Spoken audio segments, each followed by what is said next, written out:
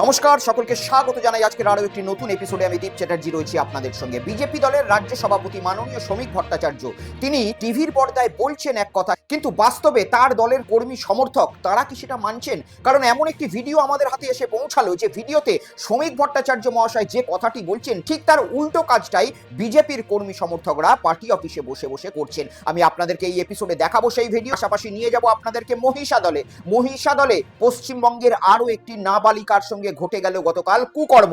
পশ্চিমবঙ্গে পালা বদলের পরে এই নিয়ে অষ্টম কুকর্ম, এবং সেই কুকর্মতে ইতিমধ্যেই ধরা পড়েছে যে অভিযুক্ত, সেই অভিযুক্তের বিরুদ্ধে স্থানীয় মানুষ কি বলছেন আমি আপনাদেরকে এই ভিডিওতে শোনাবো। আপনারা জানেন যে গতকাল কলকাতার তারাতলাতে একটি ভয়ানক বিপর্যয় ঘটেছে, যেখানে একটি নির্মীয়মান যে গোডাউন রয়েছে সেই গোডাউনটি একেবারে কোল্যাপস করে যায় এবং সেখানে চাপা পড়ে বহু মানুষের প্রাণহানি ঘটেছে। আর সেই জায়গার ছবি আপনাদেরকে দেখাবো, সেখানে মৃত যারা রয়েছে তাদের পরিবারের আত্মীয় স্বজনরা কি অভিযোগ করছেন আমি আপনাদেরকে এই এপিসোডেই শোনাবো। এবং আপনারা সকলেই জানেন যে পশ্চিমবঙ্গের কলকাতা মিউনিসিপাল কর্পোরেশন সাইডে যে সমস্ত স্কুলগুলো রয়েছে সেই স্কুলগুলোতে মিড ডে মিলে নিরামিষ খাবার দেওয়া হবে। ডিম, মাছ, মাংস এগুলো সেখানে বন্ধ।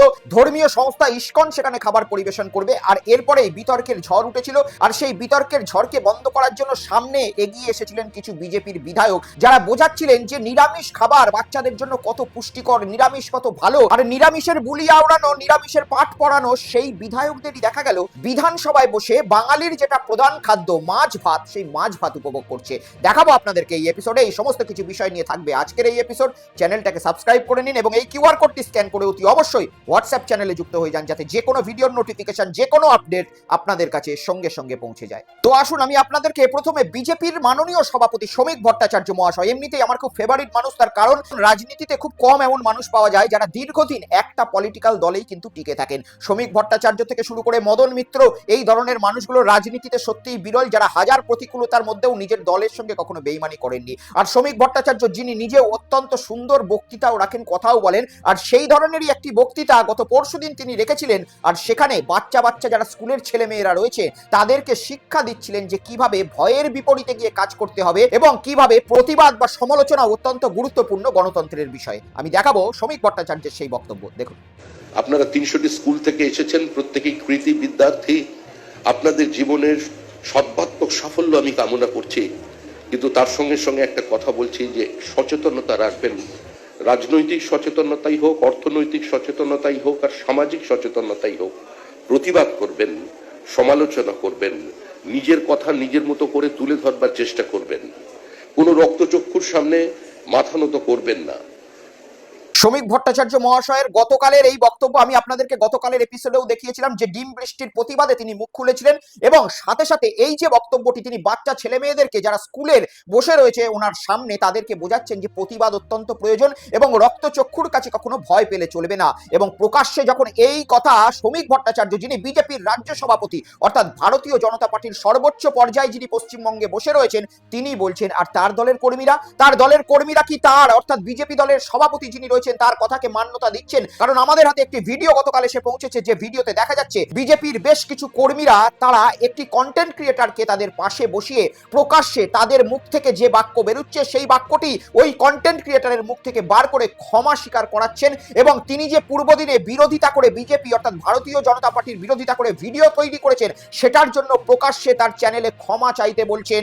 এমনকি আগামী দিনে ভারতীয় জনতা পার্টির যে সমস্ত প্রকল্পগুলো রয়েছে সেই প্রকল্পের বাইরে অন্য কোনো রকম ভিডিও করা যাবে না, এমনটাই হুঁশিয়ারি দিতে দেখা যাচ্ছে এই কন্টেন্ট ক্রিয়েটরের সেই ভিডিওতে। আমি আপনাদেরকে সেই ভিডিওটি প্রথমে দেখাবো এবং আপনারাই তুলনা করে দেখুন যে মাননীয় শ্রমিক ভট্টাচার্য, বিজেপির যিনি সর্বোচ্চ নেতা এই পশ্চিমবঙ্গে, তিনি যেটা বলছেন সেটা আদৌ বিজেপি কর্মীরা নিজেদের পার্টি অফিসে বসে ফলো করছেন কিনা দেখুন। নমস্কার, আমি তিলক আচার্য। বিগত 2 মাস ধরে আমি ফেসবুকে ওয়েস্ট বেঙ্গলের যে কারেন্ট গভর্নমেন্ট আছে, বিজেপি গভর্নমেন্ট, সেই বিজেপি গভর্নমেন্টের বিরুদ্ধে সমালোচনামূলক অনেক মন্তব্য করে ভিডিও করেছি, প্রকল্পগুলোর বিরুদ্ধে ভিডিও করেছি, এবং তার সঙ্গে সঙ্গে হিন্দুদের সম্পর্কেও 2টো ভিডিও আমি খুব স্ট্রাইকিং ভিডিও করেছি। একটা হচ্ছে মুসলমানরা এদের দেখলে হাসে, তো এই ভিডিওটা আমি করেছি এবং সেটা যথেষ্ট মানুষ দেখেছেন এবং তাদের খারাপ লেগেছে এবং তারা সেটার প্রতিবাদ করেছেন। এই কারণে আজকে আমি ওই যে ভিডিওগুলো ছিল আর কি, সেই ভিডিওগুলো আমি ডিলিট করে দিলাম, এবং তার সঙ্গে সঙ্গে ভবিষ্যতেও আমি এই ধরনের যে ভিডিও হয় আর কি, যেখানে আমি সেগুলো করতে বিরত থাকছি। এবং বিজেপি গভর্নমেন্ট, সেন্ট্রাল এবং স্টেট গভর্নমেন্ট যে সমস্ত প্রকল্পগুলো নিয়ে আসছেন, জনমুখী প্রকল্প, সেই প্রকল্পগুলোকেও আরও ভালো করে মানুষের কাছে তুলে ধরার জন্য যদি ফেসবুকে ভিডিও করি তাহলে এই ধরনের ভিডিওগুলোই আমি করব এবং মানুষের মধ্যে যাতে আরও ভালো করে এই বিষয়গুলো ছড়িয়ে যায়, জনমুখী প্রকল্পগুলো স্টেট এবং সেন্ট্রাল গভর্নমেন্টের, সেই ভিডিওগুলোই করবো যদি আমি ভিডিও করে থাকি। আর আদারওয়াইজ হিন্দুদের যারা খারাপ লেগেছে তাদের কাছে আমি ক্ষমা চাইছি এবং গভর্নমেন্টেরও যারা বিজেপি পার্টির লোকজনরা রয়েছেন, যারা সনাতনী কর্মীরা রয়েছেন, তাদেরও যাদের খারাপ লেগেছে তাদের কাছে আমি আন্তরিকভাবে ক্ষমা চাইছি। কারণ ব্যক্তিগতভাবে কাউকে আঘাতপ্রাপ্ত করার কোনো ইচ্ছে ছিল না, কিন্তু তবু অনেকেই আঘাতপ্রাপ্ত হয়েছেন, তাদের ইমোশন, তাদের আবেগ।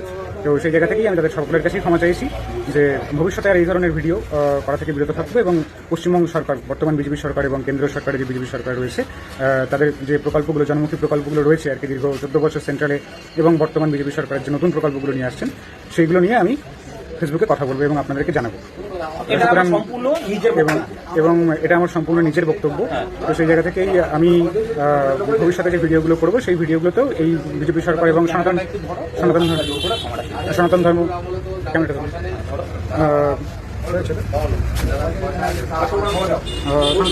এবং হিন্দু ধর্মাবলম্বী মানুষ যারা আছেন আর কি, তাদের যে আঘাতপ্রাপ্ত হয়েছেন তাদের কাছে আমি জোরহাত করে ক্ষমা চাইছি যাতে করে তারা এটা ভুল হয়ে গিয়েছে এবং তারা যাতে রাগ না করে থাকেন।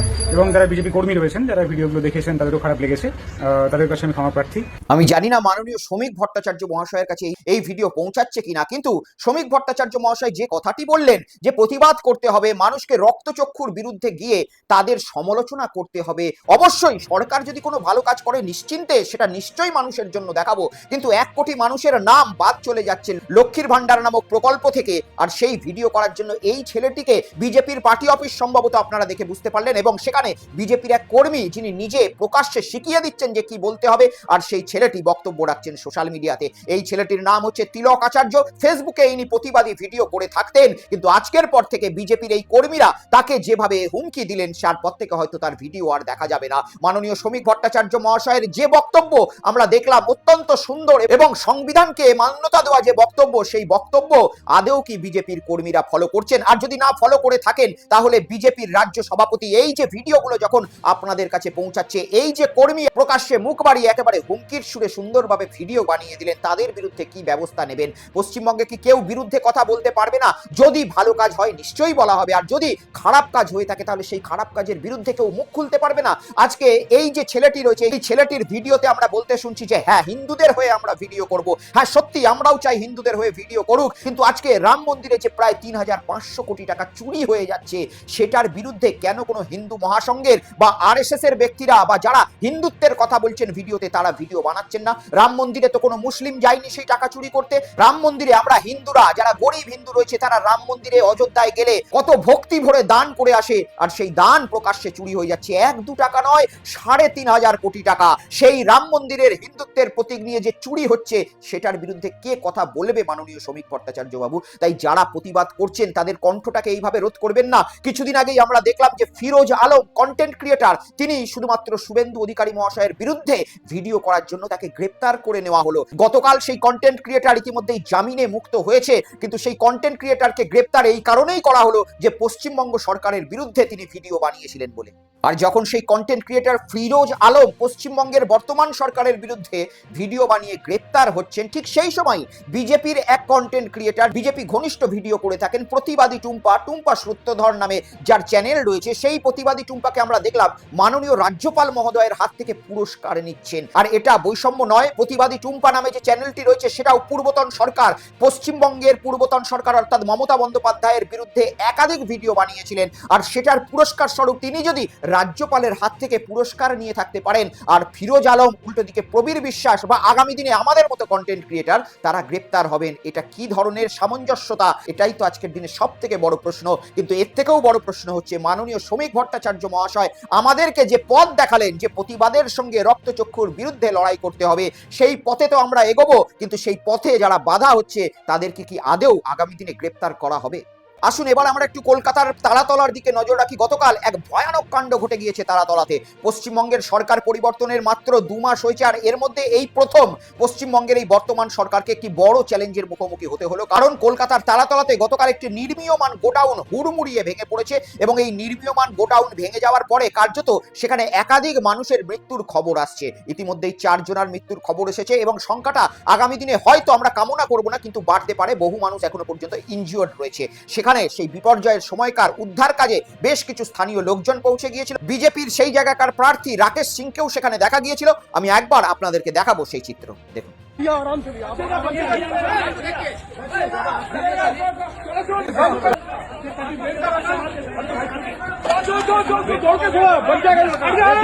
এটি দুর্ঘটনার সময়কার চিত্র। তারপরে রাত ভোর ধরে উদ্ধার কাজ চলে। এমনকি এসএসকেমে যে সমস্ত আহতরা ভর্তি রয়েছেন তাদেরকে দেখতে আজকের পশ্চিমবঙ্গের বর্তমান মুখ্যমন্ত্রী শুভেন্দু অধিকারী মহাশয় সেখানে পৌঁছেছিলেন, এবং যারা ইতিমধ্যেই প্রাণ হারিয়েছেন সম্ভবত আগামী দিনে তাদের পরিবারের জন্য কোনো ক্ষতিপূরণের ঘোষণা করা হবে। কিন্তু এর মধ্যেই বেশ কিছু যারা এই জায়গায় দুর্ঘটনায় আহত হয়েছেন বা মারা গিয়েছেন তাদের পরিবারের ক্ষুব্ধতাও দেখা গেল। তারা সেখানে দাঁড়িয়ে কি অভিযোগ করলো আমি আপনাদেরকে শোনাবো, দেখুন। ভাই মারা গেল, বাইরে ওয়ার্কাররা কাজ করছে, এমনি কাজ করবে, এই প্রোডাকশনে কাজ করবে ওরা। হ্যাঁ, এই প্রোডাকশনে ওরা বাইরে সারাদিন থাকছে কাদের জন্য? হ্যাঁ, ঘরে বউ বাচ্চা সব রেখে বেরোচ্ছে আর মরে যাচ্ছে ওদিকে। দেখবে এরা ওদের বউ বাচ্চাকে। কোথায় বাড়ি আপনাদের? কৃষ্ণনগরে। রাহুল চৌধুরী। কতদিন এখন 15 দিন কাজ করছে। সুরক্ষা ব্যবস্থা ছিল না, কিছু নেই ওইখানে। ঝড় এলো উপরে নড়তো। আমি তো ভিডিও ক্যামেরায় দেখেছি ওকে, ও তো ভিডিও কল করে দেখেছি আমাকে। কখন করেছিল ভিডিও কল? কালকে ভিডিও ঝড় হচ্ছে, পুরো টিন নড়ছে উপরে, ওর উপরে ঢালাই দিয়েছে। পড়বে না ওটা। পরিবারের এই রাগ, এই ক্ষোভ একেবারেই বৈধ। তার কারণ হচ্ছে, অনেকে হয়তো বলবেন, তৃণমূল কংগ্রেসের সমর্থকরা বলবেন যে বিজেপির সরকার এসেছে তাই জন্য এই ধরনের ঘটনা ঘটেছে। আবার যারা বিজেপির সমর্থক তারা হয়তো বলবেন যে এটা তো তৃণমূল কংগ্রেসের বিধায়কের আন্ডারে, অর্থাৎ ফিরাদ হাকিমের আন্ডারে রয়েছে, সেই জায়গায় তার দেখাশোনার দায়িত্ব চলছিল। কিন্তু এটা একেবারেই নয়। এই সমস্ত কাজের ক্ষেত্রে টেন্ডার পাস এবং তারপরে এই নির্মাণের ক্ষেত্রে একাধিক বেআইনি কাজ করা হয়। এটা আজকে গোটা ভারতবর্ষের একটা রোগে পরিণত হয়েছে। আজকে একটা মজদুরের জীবনের দাম একটা পিঁপড়ের থেকেও কম হয়ে গিয়েছে। বিভিন্ন জায়গায় সাইটে আপনারা দেখবেন যেখানে মজদুররা কাজ করছে, বড় বড় বিল্ডিং এ, বড় বড় জায়গায়, সেখানে তাদের সেফটি বেল্টের কোনো রকম পরোয়া ওই ঠিকাদার সংস্থা করে থাকে না। একটা উঁচু জায়গায় 6 তলা 7 তলা 10 তলা বিল্ডিং এ তারা কাজ করছে, কিন্তু নিচে না রয়েছে কোনো জাল কিংবা তাদের কোনো সেফটি বেল্ট, মাথায় হেলমেট পর্যন্ত থাকে না। আর এগুলো গাফিলতি কারা করে থাকে? ঠিকাদার সংস্থা করে থাকে। আর ঠিকাদার সংস্থা এত গাফিলতি কিভাবে করতে পারে? তার কারণ তারা জানে যে আমরা বাঁ হাতে বেশ কিছু মালাই, বেশ কিছু টাকা খাইয়ে এই টেন্ডারটাকে পাশ করিয়ে নিয়েছি। সুতরাং যারা মালাই খেয়ে, টাকা খেয়ে এই টেন্ডারটাকে পাশ করে দিয়েছে, আমরা যদি 2-4টে গাফিলতিও করি আমাদের কাছে পুলিশ এসে পৌঁছাবে না বা আমাদের কোনো ক্ষতি হবে না। আর সেই গাফিলতি থেকেই এই ধরনের বড় দুর্ঘটনা ঘটে যায়। আজকে একটা ঢালাই করার জায়গা সেটা হুড়মুড়িয়ে ভেঙে পড়ে গেল। নিশ্চয়ই তার মধ্যে কোনো রকম 2 নম্বরই মাল মশলা ছিল, হয়তো সিমেন্ট ভালো ছিল না, কিংবা হয়তো সেখানে যে সমস্ত লোহার বিমগুলোকে লাগানো হয়েছিল সেই লোহার বিমগুলো পর্যন্ত 2 নম্বরই ছিল। আর তার জন্য একাধিক মজদুরের আজকে প্রাণ চলে গেল। আর এই সাধারণ মজদুরদের যারা পরিবার, তারা আজকে কেঁদে মরছে। আর যে অভিযোগ করছে সেই অভিযোগ একেবারেই বাস্তবসম্মত, কিন্তু সরকারের কানে বা প্রশাসনের কানে বা এই যে 2 নম্বরই ভঙ্গুর একটা সিস্টেম হয়ে দাঁড়িয়েছে, এই সিস্টেমের কানে কত দূর পৌঁছাবে সেটাই সব থেকে চিন্তার বিষয়। আসুন এরপরে আমি আপনাদেরকে মহিষাদলে নিয়ে যাব। মহিষাদলে একটি নিন্দনীয় ঘটনা গতকালও ঘটে গিয়েছে। মহিষাদলের এক 4 বছরের শিশুকন্যা, তার সঙ্গে দুষ্কর্মের অভিযোগ। তাকে চকলেটের লোভ দেখিয়ে নির্জন জায়গায় নিয়ে গিয়ে তার সঙ্গে দুষ্কর্ম করেছেন এক পৌর, যার নাম মফিজুল ইসলাম। আর সেই ব্যক্তিকে গ্রেপ্তার করেছে পুলিশ। আপনাদের স্ক্রিনে দেখতে পাচ্ছেন সেই ছবি। পশ্চিমবঙ্গ সরকার পরিবর্তন হয়েছে মাত্র 2 মাসও হয়নি, এর মধ্যে 7-7টি এই ধরনের কর্মকাণ্ড ঘটে গেল। আর এদের মধ্যে ম্যাক্সিমামই নাবালিকা। পশ্চিমবঙ্গের সরকার ক্ষমতায় আসার সময় বলেছিল যে আমরা পশ্চিমবঙ্গে এই ধরনের ঘটনা বন্ধ করব এবং নারী সুরক্ষা দেব, এবং এই ধরনের ঘটনায় যারা যুক্ত থাকবে তাদের সকালে জমা নিয়ে বিকেলে খরচ করব। সকলেরই মনে রয়েছে আজকে সেই কথা, কিন্তু এই ভয় যে দুষ্কৃতীদের মনে নেই সেটা আজকে এখনো প্রমাণ পাওয়া যাচ্ছে। পশ্চিমবঙ্গের 1.5 থেকে 2 মাসও হয়েছে এই নতুন সরকার, আর এর মধ্যেই বিভিন্ন জায়গায় নাবালিকাদের সঙ্গে এই ধরনের কুকর্মের চিত্র ভেসে আসছে। একজন পৌর, আপনারা দেখতে পাচ্ছেন ছবি, এই পৌর তার নাতনির বয়সী সেই 4 বছরের যে বাচ্চা মেয়েটি, তাকেও নিজের লালসার শিকার বানিয়েছে। আর এই ঘটনায় স্থানীয় মানুষের বিক্ষোভ তো স্বাভাবিক, এবং সেখানে স্থানীয় মানুষ কি বলছে আমি আপনাদেরকে শোনাবো, দেখুন। স্থানীয় আমাদের যে সংগঠন, ছত্রপতি সংগঠন, হিন্দু সংগঠনের ছেলেরা আন্দোলন করেছিল, তো সেখানে থানা থেকে জানিয়েছে যে 24 ঘন্টার মধ্যে সবকিছু আপনারা দেখতে পাবেন রিপোর্ট। যদি না 24 ঘন্টার মধ্যে এর কোনো ফাসলা না হয় তাহলে তখন আমাদের হাতে ব্যবস্থা আমরা নেব। যে একজন ছোট্ট বাচ্চা হিন্দু মেয়ে, সব থেকে বড় কথা একজন 3 বছর বাচ্চা ছোট্ট মেয়ে শিশু, তার এর থেকে খারাপ কিছু আর হতে পারে না। প্রাইভেট পার্ট ছত্র বিচ্ছুত রক্ত পড়ছে একটা ছোট্ট বাচ্চা মেয়ে 3 বছরের, মানে আমার নিজের যদি বলতে কেমন লাগছে, গায়ে শিউরে উঠছে। এই ঘটনা মেনে নেওয়া যায় না। এটা মহিষাদলের কাঞ্চনপুরে ঘটেছে, এরকম যাতে না ভবিষ্যতে ঘটে সেটা তো ঠিক করতে হবে, কিন্তু এই ঘটনার যেন ধামা চাপানো হয়। আমরা দৃষ্টান্তমূলক শাস্তি চাই। আমরা কাল সকাল 10টার দিকে সবাই আমরা আবার আসবো। যদি না কিছু হয়, সামনে রোড আছে, হলদিয়া যাওয়ার রোড, হাইওয়ে রোড, সেটা আমরা ব্লক করব, প্রতিবাদ করব, বিক্ষোভ করব এবং আগুন জ্বালিয়ে কোনো রাস্তা দেওয়া যাবে না যতক্ষণ না বিচার পাওয়া হয়।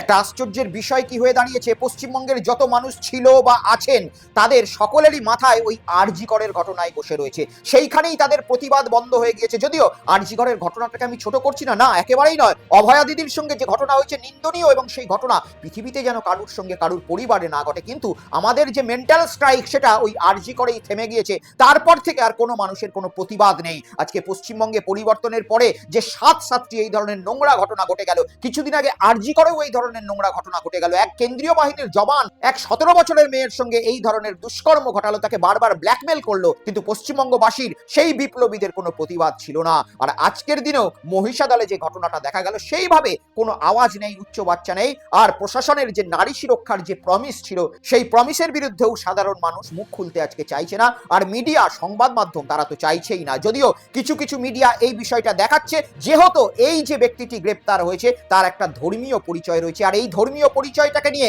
বেশ রাজনৈতিক ইস্যু খেলা যাবে। তাই এই কাজটা কিছু কিছু ব্যক্তি তো প্রতিবাদ করছে, আর কিছু কিছু চ্যানেলও দেখাচ্ছে বেশ বড় ফলাও করে। কিন্তু যখনই এই ব্যক্তির ধর্মীয় পরিচয় পাল্টে অন্য একটি ধর্মের হয়ে যাবে, তখন সকলেই ওই পশ্চিমবঙ্গের আরো বাকি 5টি যে দুষ্কর্মের ঘটনা ঘটেছিল সেটার মতো চুপ করে যাবেন। যাই হোক, এরপরে আমি আপনাদেরকে বাচ্চাদের পুষ্টির খবরের বিষয়টা জানাই, কারণ আপনারা সকলেই জানেন যে ইসকন থেকে বাচ্চাদেরকে মিড ডে মিল দেওয়া হবে, এটা ঘোষণা করা হয়েছিল রাজ্যের বাজেটে। আর তারপরে বহু মানুষ প্রতিবাদ করেছিল, কিন্তু বিজেপির বিধায়করা গতকাল থেকে বোঝাতে ব্যস্ত ছিলেন যে কিভাবে এই নিরামিষ খাবার বাচ্চাদের পুষ্টির যোগান দেবে। আমি আপনাদেরকে বেশ কিছু বিজেপি বিধায়কদের বক্তব্য এই এপিসোডে শোনাচ্ছি, দেখুন। কম হয় এটা একেবারেই ঠিক নয়, কারণ বহু প্রদেশের মানুষ আছেন, বহু গোঁড়া রক্ষণশীল পরিবার আছে যারা নিরামিষ খাবার খান এবং তারা অত্যন্ত ভালো আছেন। কম হয় এটা একেবারেই ঠিক নয়, কারণ বহু প্রদেশের মানুষ আছেন, বহু গোঁড়া রক্ষণশীল পরিবার আছে যারা নিরামিষ খাবার খান এবং তারা অত্যন্ত ভালো আছে। মাছ মাংস ডিম কিচ্ছু নেই, সে তো অপূর্ব অপূর্ব খাবার।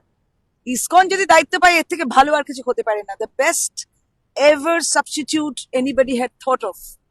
দারুণ দারুণ ব্যাপার। তো কি দিত ভগবান জানে। এই টিকটিকি ফের পড়ে যাচ্ছে, ডিম পচা, তার থেকে তো একটা ইসকনের মতো একটা সংস্থা যদি ভালো মতো, আপনাদের না বিরোধিতা করবার জন্য বিরোধিতা করেন, এরম বলবেন না, এরম বলতে হয় না। আমি আগেই আপনাদের বলেছিলাম যে কলকাতা কর্পোরেশনের আন্ডারে বা মিউনিসিপ্যালিটির আন্ডারে যে সমস্ত স্কুলগুলো থাকে, সেখানে যে বাচ্চারা পড়াশোনা করতে যায়, তারা মিড ডে মিল খেতে যায়, সেই মিড ডে মিলে তাদের মূল খাবার ইচ্ছাটাই থাকে আমিষ খাবো, মাছ খাবো, ডিম খাবো, মাংস খাবো। কারণ খুব একটা উচ্চবিত্তের মানুষ তো মিউনিসিপ্যাল কর্পোরেশনের আন্ডারে প্রাইমারি স্কুলগুলোতে পড়তে যান না।